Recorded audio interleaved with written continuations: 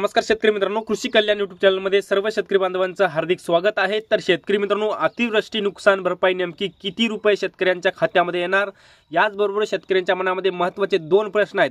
त्याच्यामधला पहिला महत्त्वाचा प्रश्न म्हणजे अतिवृष्टी नुकसान भरपाई नेमकी किती, याचबरोबर सगळ्यात महत्त्वाचा दुसरा प्रश्न म्हणजे आणेवारी म्हणजे काय। या दोन प्रश्नावर आपण या व्हिडिओच्या माध्यमातून सविस्तरपणे चर्चा करणार आहोत।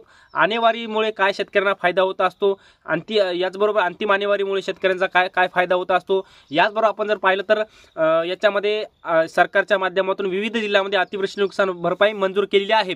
तर हे अतिवृष्टी नुकसान भरपाई नेमकी किती रुपये शेतकऱ्यांच्या खात्यामध्ये येणार, याच्या संदर्भात संपूर्ण डिटेलमध्ये माहिती आणि अपडेट घेण्याचा प्रयत्न करणार आहोत। तर नमस्कार, मी ज्ञानेश्वर सवणकर स्वागत करतो कृषी कल्याण यूट्यूब चॅनलमध्ये। सर्व शेतकरी बांधवांना एक महत्त्वाची विनंती आहे, चॅनलवर जर नवीन असाल तर चॅनलला नक्की सबस्क्राइब करा, जेणेकरून शेती संबंधित असेच नवनवीन व्हिडिओ तुम्हाला आमचे सर्वप्रथम पाहायला भेटतील। तर शेतकरी मित्रांनो, चला तर व्हिडिओला सुरुवात करूया। तर शेतकरी मित्रांनो, सर्वप्रथम मी तुम्हाला सांगणार आहे अतिवृष्टी नुकसान भरपाई नेमकी किती, याच्यामध्ये डिटेलमध्ये सांगणार आहे।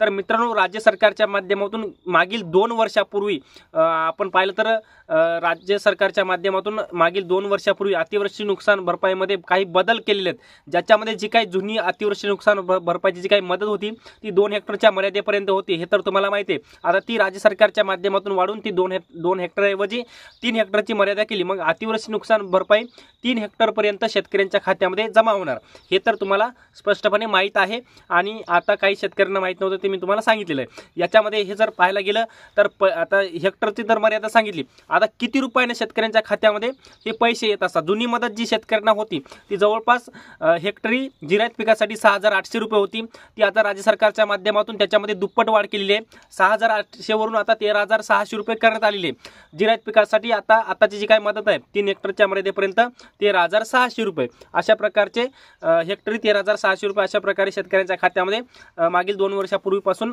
जमा होत आहे रक्कम अशा प्रकारे। आणि बहुवार्षिक फळपिकांसाठी हेक्टरी 36,000 रुपये आणि बागायतीसाठी हेक्टरी 27,000 रुपये अशा प्रकारचे अतिवृष्टी नुकसान भरपाईचं वाटप हे गेल्या वर्षीपासून शेतकऱ्यांच्या खात्यामध्ये होत आहे। आणि आता भरपूर जिल्ह्यातील शेतकऱ्यांना राज्य सरकारच्या माध्यमातून सगळ्या जिल्ह्यांसाठी अतिवृष्टी नुकसान भरपाई काही ना काही मंजूर केलेली आहे। आता ज्या शेतकऱ्यांची केवायसी झालेली आहे अशा शेतकऱ्यांच्या खात्यामध्ये हे सगळे पैसे येणार आहेत। आता काही शेतकऱ्यांच्या खात्यामध्ये वाटपही सुरू झालेलं आहे, कारण की त्या शेतकऱ्यांनी आपली केवायसी पूर्ण केलेली आहे। अशा शेतकऱ्यांच्या खात्यामध्ये ते वाटप सुरू झालेलं आहे। आता भरपूर जिल्ह्यांच्या केवायसीच्या याद्याच यायच्या राहिलेल्या, त्यामुळे यादी आल्याशिवाय त्या शेतकऱ्यांना केवायसी करता येणार नाही, विके नंबर घेतल्याशिवाय केवायसी करता येणार नाही। हे झाला पहिला महत्त्वाचा प्रश्न। हे झाला अतिवृष्टी नुकसान भरपाई संदर्भात। आता अतिवृष्टी नुकसान भरपाई 3 हेक्टरच्या मर्यादेपर्यंत जे जिरायतीसाठी 13,600 रुपये अशा प्रकारची नुकसान भरपाई शेतकऱ्यांच्या खात्यामध्ये येणार आहे। आणि केवायसी केल्याशिवाय ही पैसे शेतकऱ्यांच्या खात्यामध्ये येणार नाहीत, हे मात्र स्पष्टपणे लक्षात असू द्या। याचबरोबर मित्रांनो, आणेवारी म्हणजे काय मित्रांनो, विविध जिल्हाधिकाऱ्यांच्या माध्यमातून त्या जिल्ह्यातील आणेवारी जाहीर होत असते। त्या जिल्हाधिकाऱ्यांना ते अधिकार असतात आणेवारी जाहीर करण्याचे। आणेवारी 3 प्रकारे असतात, ज्याच्यामध्ये हंगामाच्या सुरुवातीला आणेवारी जाहीर होते, हंगामाच्या मध्यंतरी आणेवारी जाहीर होते आणि हंगामाच्या शेवटी, हंगाम म्हणजे पीक हाती आल्यावर ती आणेवारी जाहीर होत असते। परंतु ही तिन्ही आणेवारीपेक्षा सगळ्यात महत्त्वाची आणेवारी असते अंतिम आणेवारी। अंतिम आणेवारी ही 31 डिसेंबर 2024 पर्यंत जाहीर होत असते। त्यामुळे आतापर्यंत भरपूर जिल्ह्यांची आणेवारी जाहीर झाली आहेत। आणि ज्या जिल्ह्याची अंतिम आणेवारी 50 पैसेपेक्षा कमी येत असते त्या जिल्ह्यातील शेतकऱ्यांना मोठ्या सुविधा भेटत असतात। ज्याच्यामध्ये आपण जर पाहिलं तर ओला दुष्काळ असेल, कोरडा दुष्काळ असेल, याचबरोबर त्या शेतकऱ्यांना इतर सवलती असतील, शेतसारा माफी असेल, इतर सवलती भेटत असतात, किंवा इतर पुनर्गठनाच्या सवलती, शेतकऱ्यांच्या त्या विद्यार्थ्यांच्या फीसमध्ये 50% सवलत असेल, इत्यादी सवलती त्या शेतकऱ्यांना भेटत असतात। त्यामुळे आणेवारी महत्त्वाची असते।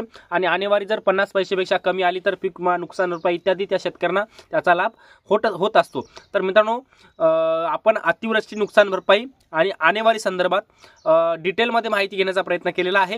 हे छोटंसं अपडेट तुम्हाला कसं वाटलं कमेंटमध्ये नक्की सांगा। आणि आमचे यूट्यूब चॅनल कृषी कल्याण यूट्यूब चॅनलवर जर नवीन असाल तर चॅनलला नक्की सबस्क्राईब करा। धन्यवाद।